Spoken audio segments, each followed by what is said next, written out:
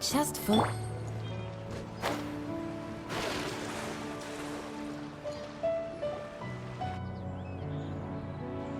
They're back.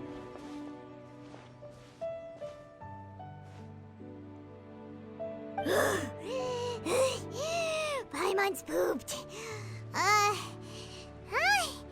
Why are there only two of you left? After you left, Yao Yao and Shu Yu tired themselves out playing with their kites. Gao Ming offered to escort them home.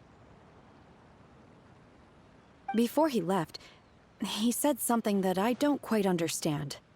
Oh? What did he say? He said, a kite is always tied down no matter how far it flies or how high it soars. Its tether prevents it from ever truly flying free. He looked quite dejected as he said this. Now that you mention it, Gao Ming did seem to have a rather strange attitude towards kites. A reflection of himself. If I were a kite, I would cherish that tether as a symbol of kinship and the bonds that tie us and... Shenhe? It may be an exceedingly slim and distant connection, but lose it, and you lose that which links you to home. If Gao Ming truly sees a kite as a reflection of himself, then I fear I understand his words even less. Well, people often have different points of view depending on their mindset and experiences, right? It's actually quite normal. Just like some people can eat spicy food, but others won't go anywhere near it? Exactly. That's why tolerance and understanding are as important as they are. Tolerance and understanding? What brought about this conversation? Did one miss something? We were just chatting. You don't have to butt in on every little thing, you know. Where were you anyway? One was merely doing a bit of cooking. Night fast approaches. If you are otherwise unoccupied, one would entreat you to stay and eat before you depart. Oh, it's been so long since I've had the chance to enjoy your cooking, Cloud Retainer. Worry not. One has prepared a variety of meat and vegetable dishes. One is more than familiar with everyone's culinary proclivities. Shenhe, Ganyu, come with me. Whoa, what's with all the secrecy?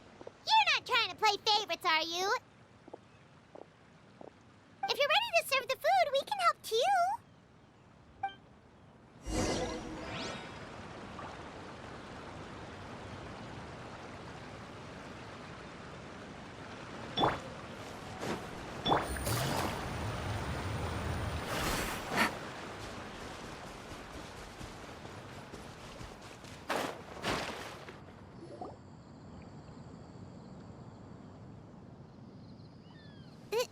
This is...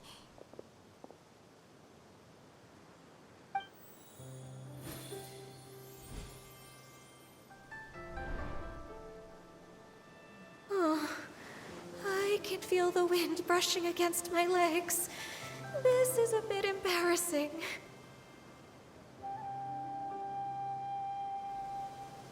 Is the headpiece secure?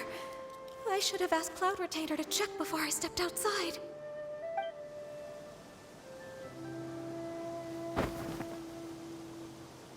How do we look? Huh? She asked them just like that?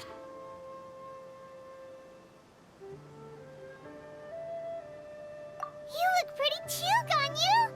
Oh, how should Paimon put it? You both look so elegant and refined! Those outfits really suit you both! Given that one employed the services of the best tailor in all of Liyue, one would expect nothing less. What colors have you been partial to lately, Shenhe and Ganyu? Lately? Why is Cloud Retainer suddenly asking about what colors we like? I like black. One is gratified to see one's disciple has inherited one's own tastes. The color black doesn't get dirty easily. A virtue I've come to value recently.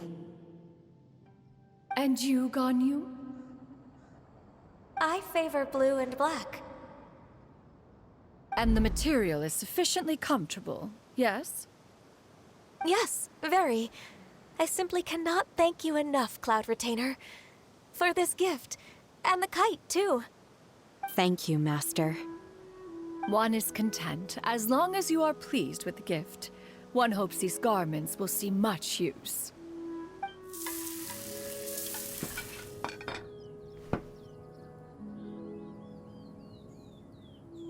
Seems like your supreme cuisine machine is just getting better and better, Xianyun! This golden crab's particularly good. The shell's deliciously crunchy, and the meat inside is so succulent and sweet! Paimon can't stop eating. It's a good thing Gaming isn't here, or Paimon would have to duel him for the food. You know, with chopsticks. He traveled all this way on account of the kite-making workshop, and he spent the whole afternoon looking after Shuyu. One was hoping to treat him to a meal. Oh well. One will just have to extend one's thanks in person. It's rare for someone to make such a good impression on you, Cloud Retainer. One has high standards. He appears to be a young man of much merit, and one is not the type who would see such potential squandered. It appears that he wishes to break free from the kite string that tethers him. Kite string? Huh, what strange metaphors you speak in, Shenhe. Ever since you returned from one mean restaurant, your turns of phrase render one at quite the loss. Where do we even begin? Oh, do you know about the conflict between Gaming and his dad, Xianyun? One has only heard that the two are not on good terms. He ran away from home and hasn't been back since. Oh? Ran away, you say? Oh. One believes we would all benefit from a more thorough retelling. Start from the beginning. Oh, okay. Paimon just hopes he won't mind.